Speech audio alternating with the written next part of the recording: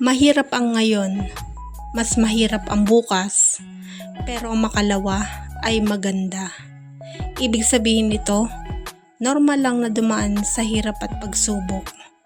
Ang ngayon ay puno ng pagod, duda at takot. Ang bukas ay maaaring mas mabigat pa. Parang walang pagbabago at parang gusto mo nang sumuko. Pero kung magpapatuloy ka, kung magiging matyaga ka at hindi bibitaw, darating ang makalawa.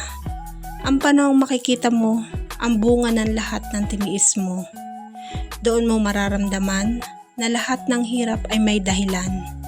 At ang bawat luha, sakripisyo at pagod ay may kapalit na ginhawa at tagumpay. Huwag sumuko sa araw na pinakamahirap. Kadalasan, isang hakbang na lang ang layo mo mula sa araw na magiging maganda ang lahat.